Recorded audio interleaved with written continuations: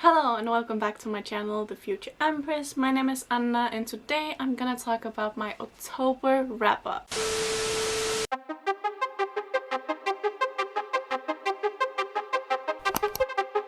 So in the month of October I managed to read 5 books, watch 25 movies, not sorry, and 5 TV shows, right? For the majority of October I actually didn't read.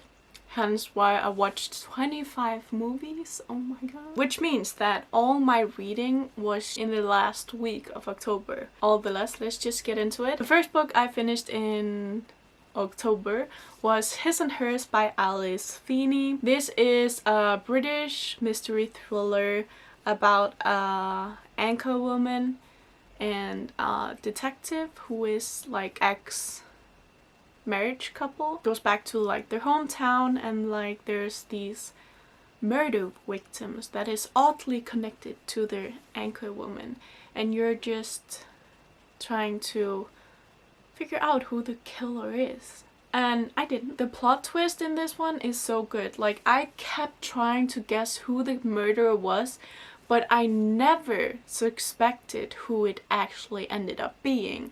And that for me is kind of mind-blowing because I usually think, what about this person? Even though it just cameos 2 seconds, I'm just like, this is the killer. But I never thought about this person. You get a lot from the killer, and there's also like the killer point of view in the book. So you have the point of view of the anchor woman, you have the point of view of the detective, and then you have the murderer's point of view. And that one is creepy. I listened to the audiobook of this book. It was kind of creepy and I was just listening to the last bit of it while I was doing my bullet journal for November. And it was at night and I kept looking at the window like, is somebody going to come and kill me like the murders I'm listening to? But yeah, it was kind of creepy and just a very good thriller. I'm new to the thriller genre. However, I really enjoyed it. I gave it 4 out of 5 stars, which it deserved. It wasn't quite a 5-star read, but nevertheless, I really enjoyed it. Like, the reason I didn't give it a 5 stars is because the beginning was a bit slow. I don't want to say too much about a mystery thriller, because this especially, you have to go into not knowing that much, because it surprises you and it's part of the reading experience, I feel like. Discovering all these things. I didn't even know what this book was about when I started listening to it. I just heard His and Hers and mystery thriller and I was like, yeah, I'm gonna listen to it. The next book I read in October was The Bone Witch by Chupeco. This was the pick for the Magical Girls book club for October and I really loved this one. Spoiler alert, I gave it 5 stars. I honestly don't understand the negative reviews on Goodreads. People say that it took them a lot to get through and a lot of people actually DNF'd this book, and for me personally I am astonished because I feel like the beginning is so good and then you're just kind of reading through to get to know more and you continue reading, and how it's like formatted. You're in 2 different time perspectives. You'll get introduced. The first chapter is like in the present time where the character you follow is already hurt and messed up and just ready to get revenge. And then you go back to when she first discovered her witch's powers and you just continue reading how she gets trained. It always like shifts back to the present point of view or perspective where she's getting ready to a fight or something. You don't know what she's getting ready to, and then you go back to when she was a kid and then trying to figure out how did she end up here. And it's just so interesting. It was a spooky read. Like, it was a perfect book for October, and just the writing of this book was so beautiful. The writing is so well done and it's so atmospheric and I don't know, I really loved it. Also just the world building and the magic system is so unique, as well as how the story is told in like the 2 time perspectives is so unique, and considering that this is YA is so mind-blowing because it reads like an adult, however it's like a YA in also like all the YA aspects, but it's so in depth. I joined the live show of this discussion. Monica especially mentioned how that this is YA and it came out in 2017. However, it's such a different kind of YA book compared to all the other books that were published the same year, and that it reads adult. So if you're afraid of like getting into adult fantasy and you want like a bridge between YA and adult fantasy, I highly recommend this book. However, anticipate a slow beginning, I guess, because some people had a hard time getting into it. I read this book during 48 hours because I really just wanted to know what was happening. The Bone Witch is actually the main character, T or Tia. I'm not sure how you pronounce it because in the book it's set in somewhere where they are talking about her name, and that her name is the namesake of tea, like the drink. So I'm confused how you pronounce it, T or Tia. However, it's following Tia, and the first chapter she ends up raising her brother from the dead. That's all you need to know to get into it. But be prepared for a slow beginning, I guess. The world is so well written and you understand the world kind of well, even though you have a lot of questions that I hear you will get answered in the sequel. However, I feel like when you read a series, you always have to have some questions left over to the series to continue, to feel like you want to continue. And this one did that really well because it answered a lot of the world building. It did that so well, so you understood the world but still have some question for it. And I loved how the main character, Tia, challenged how things were used to be in the world. Example, there's a boy in here who wants to be a Asha, which is commonly more known as a women kind of thing. It is heavily inspired by the geisha culture. So a boy isn't like supposed to be able to become an Asha. However, Tia fights for him to be able to express himself like he wants to, and he wants to be an Asha. And she's like, yeah, be an Asha, and questions the elders and everything, and just how she, without thinking, questions the world if she doesn't feel like it's right or it's wrong. And that even furthers your curiosity. How she ended up being so revengeful. How did you get from this teenager who knows right and wrong and is so sympathetic and understanding of what is right or wrong, to a person who is so hurt that she can't think about anything else than revenge? It's just, I am definitely gonna continue with this series. And then I recently just acquired NetGalley and I got 2 comic arcs. One is already out and one is gonna be published in January 2021. The first comic book was Dryad Volume 1 by Kurtis and Wiebe and art by Justin Osterling. This one was, the only thing I can describe it as is, if you liked Saga, you might love this one. It's kind of the same concept about a family who's on the run with babies. Though the babies grow up to be teenagers later on, and we follow them and shit goes down and the fighting, and it's like very naturally scientific. So there's a lot of nature, but there's also a lot of like specification and modifications and technology into it. So it's very much like Saga and that part, and also like the running from governments. I recommend it for those kind of people. I really loved the art style in this one. One of the reasons I gave it such a high rating, and also because the colors were so well done. Just like the colors in general was very beautiful, but the colors also just portrayed the emotions in the scene, and it was just a fluid reading experience, and I really recommend it. If you want to read something else that is similar to Saga and you haven't found something, try this one. This is the one who is gonna be published in January 2021. So it's not out yet, but look out for it if you're interested. I ended up giving it a 4-star rating, which is still good. It was a solid volume 1. So I know I just talked about art style being very beautiful, but the next comic that I read was Gung-Ho volume 1, and let me tell you, the comic itself is art. It's so beautiful. Like, the art style is stunning. So I gave this one 4 stars, but 1 star is mainly just because of the art style. Like the plot itself is more like 3 stars. It also just kind of gave me Total Drama Island vibes, and I don't know why, but it kind of did. So we follow these 2 brothers who are shipped out to an outer settlement in a post-apocalyptic world in Europe, somewhere in Europe. So it's like kind of close future but post-apocalyptic, where there's kind of these zombies, I think. I don't know, because I've actually not seen a zombie, but there's like some kind of creatures, and then there's like flesh-eating monkeys looking things that are like slashers. So it's kind of gory and it's very slashery, and there's graphic scenes of teenagers having sex, and it's considered young adult.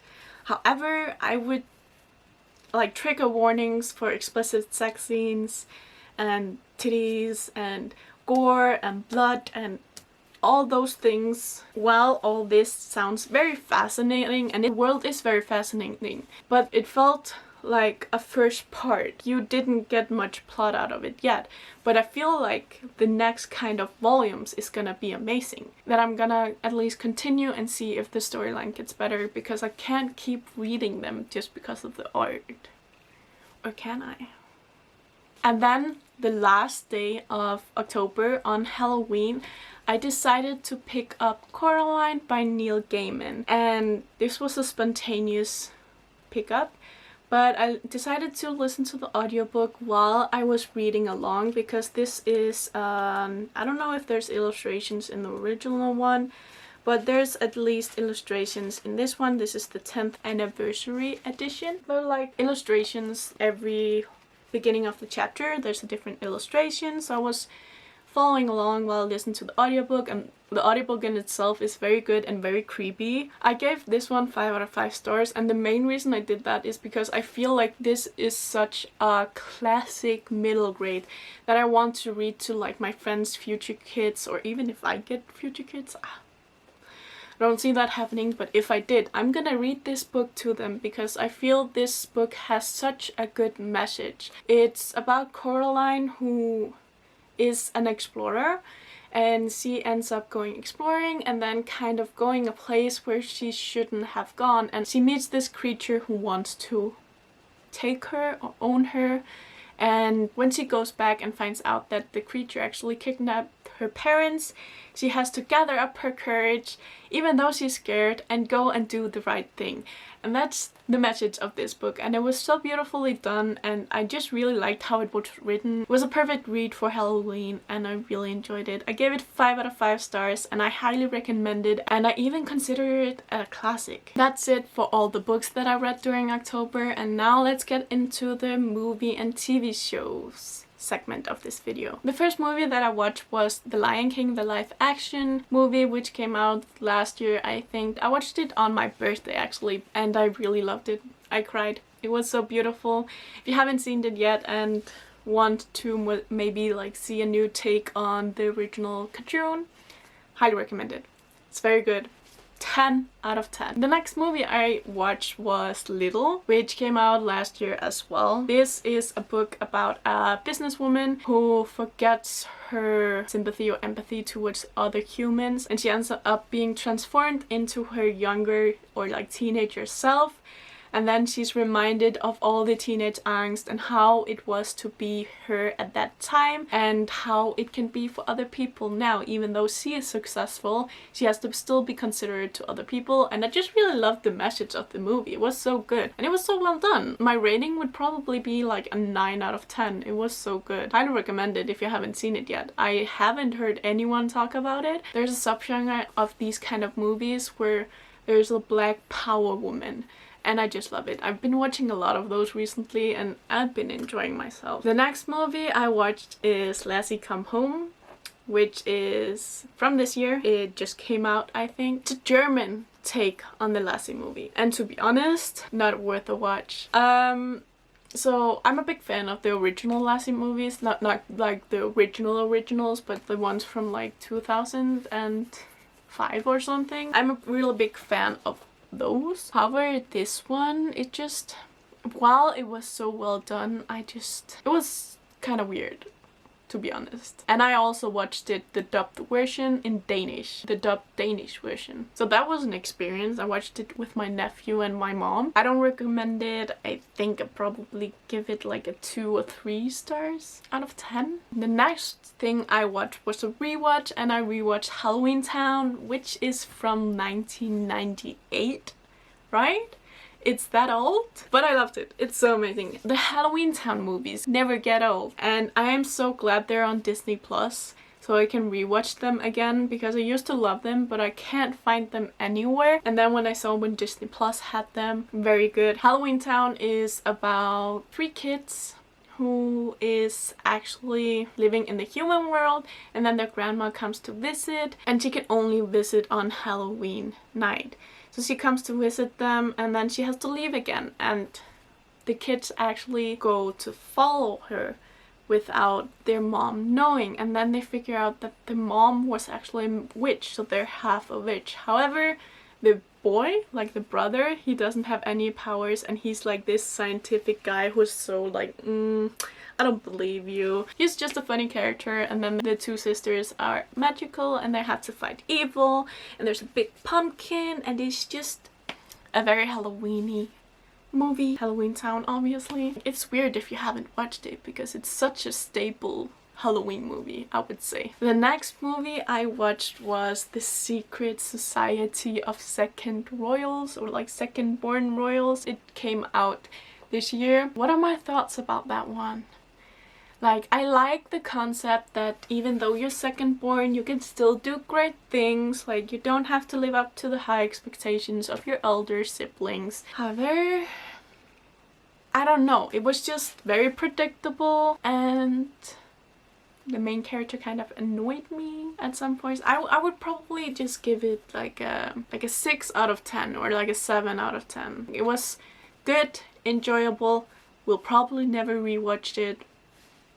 Then I watched Bloodshot with my stepdad. It came out this year, and we actually managed to watch it with Icelandic subtitles, which he was very happy about. I love that one. It is my favorite action movie of the year. Or, hold on, Howard was very good. One of my favorite action movies of this year. It was so good, and it's a little predictable, but I think it's done in a unique kind of way that it's excusable. If you haven't watched Bloodshot yet and you miss watching Vin Diesel muscled all up on your screen, I highly recommend. Oh, and yeah, I would give this one like a 10 out of 10.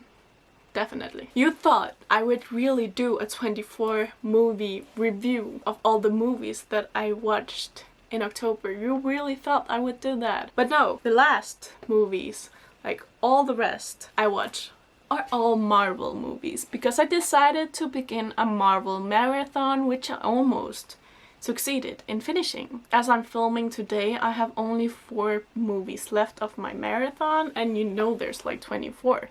Right? I've watched all the Marvel movies except Ant-Man and the Wasp beforehand, so these are all rewatches almost. I think I will give all the Marvel movies 10 out of 10. I'm not that critical, and I just love these movies. So I have watched all the movies before in publication order. So I decided this time around, while I was rewatching, that I would do it in timeline order. So I am watching them as the time it's supposed to be set in the movie, and not when it was published. I'm gonna list them in the order that I watched them in. So some of the movies that I'm gonna mention first is actually one of the newer movies. If you want to find a new way to watch Marvel movies, if you're bored of watching in publication order, I can recommend this order. I'm gonna read them up, all the movies that I watched, and I'm not gonna talk about them. So, from the beginning: Captain America, the First Avenger, Captain Marvel, Iron Man 2, The Incredible Hulk, Thor, The Avengers, Iron Man 3, Thor, The Dark World, Captain America, the Winter Soldier, Guardians of the Galaxy Volume 2, Avengers, Age of Ultron, Ant-Man, Captain America, Civil War, Spider-Man, Homecoming, Doctor Strange, and Black Panther. I watched all these, and only Ant-Man is a movie that I haven't watched before. So I am surprised that I actually loved Ant-Man. The reason I hadn't watched it because I wasn't actually that interested in the character and the story, albeit I didn't know about the story. When I was doing this rewatch, I thought maybe I will watch Ant-Man and see what it's about. And I'm so glad because I actually loved the movie. I haven't seen Ant-Man and the Wasp yet, but Ant-Man was very good, and I think it was like 9 out of 10. I'm not gonna give it 10, but like 9 out of 10 is still pretty amazing. So those are all the Marvel movies that I watched during October. I watched all those movies before I began my reading because I was just Marvel, Marvel, Marvel. So for the TV shows, I actually watched 5. I watched 3 normal TV shows, and then I watched 2 animes. The first TV show that I binged was The Walking Dead. Originally, I only watched like the first 2 seasons of The Walking Dead, and then when I went to South Korea, I don't know why, I just got obsessed with The Walking Dead, so I just watched until season 6. And then when I came home, I found out that Netflix didn't have The Walking Dead, even though they did in Korea. So I kind of got away from that again, but then another streaming site here in Denmark called Viaplay, I noticed had The Walking Dead on it, so I picked up my watch of The Walking Dead again, and then I binged season 7 and 8 during October, and very good, very spooky, very October-ish. Season 7 and season 8 were actually very good. I liked the first couple of seasons of The Walking Dead, and then the middle part of The Walking Dead, which was what got me out of it again. It's repeated itself. It's the same story with different characters. It's just like it was so worn out. But then season 6 happened, and it just, ooh, I'm so interested again, like, oh my god. So I really enjoyed that. In my September wrap up, I actually showed Doctor Who season 3 disc, but I watched season 2 in September. In October, I watched Doctor Who season 3, which is this disc. And it's so sad because notice there's no Rose on the cover. It's a different person. It's Martha, but Martha Jones isn't Rose Tyler. My favorite companion is Rose Tyler and Captain Jack. Very heartbreaking to watch, but still as good as always. And then, because Disney Plus, I rewatched season 1 of Wizards of Waverly Place. I rewatched season 1 and yeah, I really enjoy it. I love how snarky Alex is and how nerdy her brother is, and her Max, and her parents. It's just such a nice nostalgic show to watch. I used to love it when I was a teenager, so very, very good. And then I had like a movie night with a couple of my friends, and we watched Promised Neverland season 1, the anime. And this anime, holy shit, it was so good. It's about this orphanage where you are following 3 main characters of the kids who are a bit older than the others, and they discover what the purpose of this orphanage is for, and it's not good. It's very dark and holy shit, and it's about them realizing stuff and doing stuff, and just it was very good. My best friend, she loves this show and she's been hyping it up for such a while, and like I wanted to watch it, I just never found the time to do it. And so when she suggested that we watch it during the movie night with our other friends, I'm glad that I finally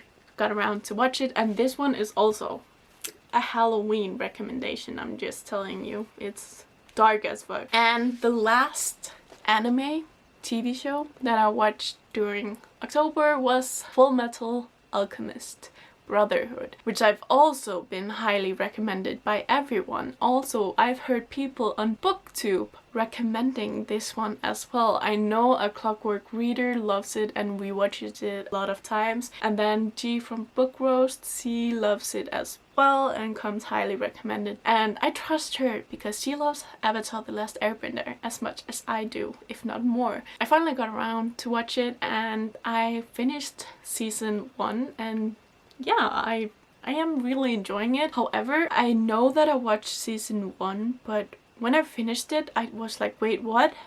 I just finished season 1. Wait, hold on. How did that happen? Because I feel season 1 is more introductory, learning how the character is and how he reacts and everything, and it's building up to something.